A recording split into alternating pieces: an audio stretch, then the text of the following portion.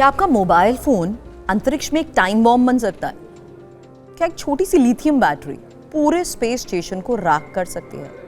सवाल थे जिनके डर से नासा ने दशकों तक अंतरिक्ष यात्रियों के हाथ में पर्सनल स्मार्टफोन देने से मना कर दिया था। नियम सख्त थे, स्पेस में सिर्फ वही जाएगा जिसे नासा खुद बनाएगा।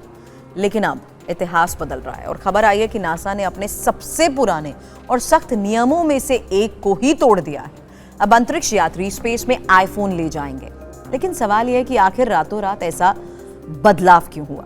क्या ये सिर्फ शानदार फोटो खींचने के लिए है या इसके पीछे एप्पल और नासा की कोई बड़ी डील है?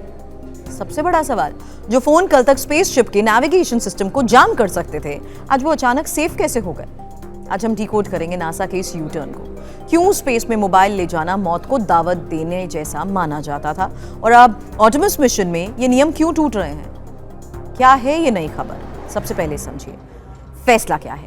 नासा के एडमिनिस्ट्रेटर जैरेड आइक्समैन ने कंफर्म किया, एस्ट्रोनॉट्स अब मॉडर्न स्मार्टफोन यानी लेटेस्ट आईफोन्स के साथ उड़ान भर सकेंगे। ये छूट किसी छोटे मोटे ट्रिप के लिए नहीं होती, बल्कि दो सबसे बड़े और खतरनाक मिशंस के लिए दी गई है। स्पेस एक्स क्रू 12 मिशन, जो इसी महीने यानी फरवरी में लॉन्च हो रहा है। आर्टेमिस 2 लूनर मिशन, वो ऐतिहासिक मिशन जो इंसानों को दोबारा चांद के करीब ले जाएगा। और सिंकिंग अल्फा और मैक्रोमर्स को रिपोर्ट के मुताबिक ही इतिहास में ये पहली बार होगा जब आईफोन को ऑर्बिट और उससे भी आगे यानी डीप स्पेस में ले जाने के लिए पूरी तरीके से क्वालिफाई किया गया है। अब सोचिए आर्टेमिस 2 मिशन में जब एस्ट्रोनॉट 10 दिन के लिए चांद के चक्कर लगाएंगे तो उनके हाथ में वही फोन होगा जो शायद आप अभी इस्तेमाल कर रहे हैं। नासा का ये कहना है कि ये बदलाव क्रू को उन पलों को कैद करने की आजादी देगा जो अब तक भारी भरकम कैमरों में कैद होते थे। अगर ये इतना ही आसान था तो पहले क्यों नहीं हुआ? पहले बैन क्यों था? अब जरा उस डर को समझिए जिसने नासा के वैज्ञानिकों की नींद उड़ा रखी थी। धरती पर अगर आपका फोन गर्म हो जाए, बैटरी फूल जाए तो आप उसे फेंक सकते हैं, लेकिन अंतरिक्ष में वहां खिड़की खोलकर फोन बाहर फेंकने का ऑप्शन ही नहीं होता ना।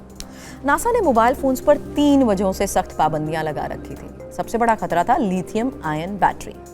स्पेस स्टेशन एक क्लोज एनवायरनमेंट होता है जहां ऑक्सीजन की मात्रा कंट्रोल में रहती है। ऐसे माहौल में अगर फोन की बैटरी ओवरहीट होकर फट जाए तो उसमें थर्मल रनअवे हो जाता है और आग तक लग सकती है। स्पेस में आग का मतलब होता है तबाही। वहां से भागने का कोई रास्ता भी नहीं है। बैटरी से निकलने वाली जहरीली गैसेस एस्ट्रोनॉट्स का दम घोट सकती हैं। दूसरा कारण रेडिएशन। स्पेस में धरती जैसी वायुमंडल नहीं होता सूरज की खतरनाक किरणों को रोक सके।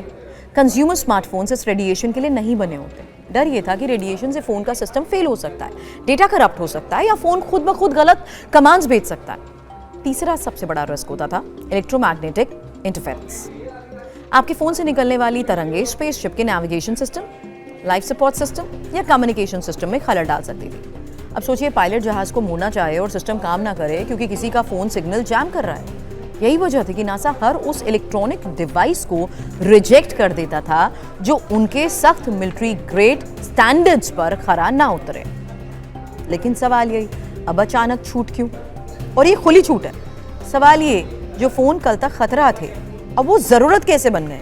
नासा की प्रवक्ता बैथनी स्टीवंस के मुताबिक भले ही नासा के आधिकारिक मिशन में ये पहली बार हो रहा है, लेकिन कमर्शियल स्पेस फ्लाइट्स पिछले 1 दशक से इसका टेस्ट कर रही हैं। हकीकत यह है कि टेक्नोलॉजी बदल चुकी है। डायरेक्ट सप्लाई, क्योंकि इस बार आईफोन सीधे एप्पल की तरफ से नासा को दिए जाएंगे, यानी बाजार से खरीद कर नहीं भेजे जा रहे, बल्कि इनकी टेस्टिंग हुई है। मॉडर्न अप्रूवल प्रोसेस, नासा ने माना है कि उनका पुराना हार्डवेयर अप्रूवल सिस्टम बहुत धीमा था। अब तक वो किसी गैजेट को पास करते तब तक वो पुराना हो जाता था। अब वो अपने सिस्टम को फास्ट ट्रैक कर रहे हैं। एप्पल के प्रवक्ता ने भी यही बताया कि इन फोन्स को ऑर्बिट के लिए खास तौर पर टेस्ट किया गया।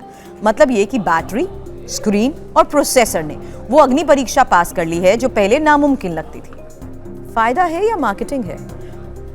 लेकिन सिक्के का दूसरा पहलू, स्पेस में स्मार्टफोन की इजाजत वाकई साइंस के लिए है या ये सिर्फ एक ब्रांडिंग एक्सरसाइज है? मिथ, एस्ट्रोनॉट्स को फोन सिर्फ बात करने के लिए चाहिए। रियलिटी, नहीं, वहां टावर नहीं होते। इन फोन्स का इस्तेमाल कम्युनिकेशन से ज्यादा डॉक्यूमेंटेशन के लिए होगा। सेंसर डेटा रिकॉर्ड करना, हाई क्वालिटी वीडियो बनाना, स्पेसशिप के कुछ कंट्रोल्स को ऐप के जरिए मॉनिटर करना। लेकिन क्रिटिक्स यानी आलोचक अभी भी सवाल उठा रहे हैं, क्या पर्सनल डिवाइस ले जाने से एस्ट्रोनॉट्स का ध्यान नहीं भटकेगा? क्या साइबर सिक्योरिटी का खतरा नहीं बढ़ेगा?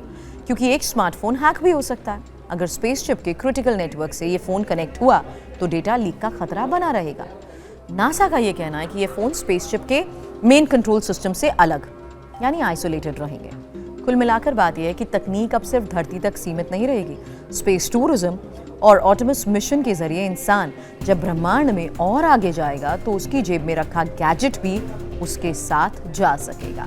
नासा का ये कदम साबित करता है अब सिर्फ स्पेस मिशन सिर्फ सर्वाइवल के बारे में नहीं है, बल्कि वहां के अनुभव को कैप्चर और शेयर करने के बारे में भी है। देखना भी दिलचस्प होगा कि जब ऑटोमस 2 चांद के करीब पहुंचेगा तो आईफोन के कैमरे से ली गई वो पहली तस्वीर होगी कैसे। देश और दुनिया की तमाम बड़ी खबरों के लिए TV9 भारतवर्ष और TV9 डिजिटल को आप करें सब्सक्राइब।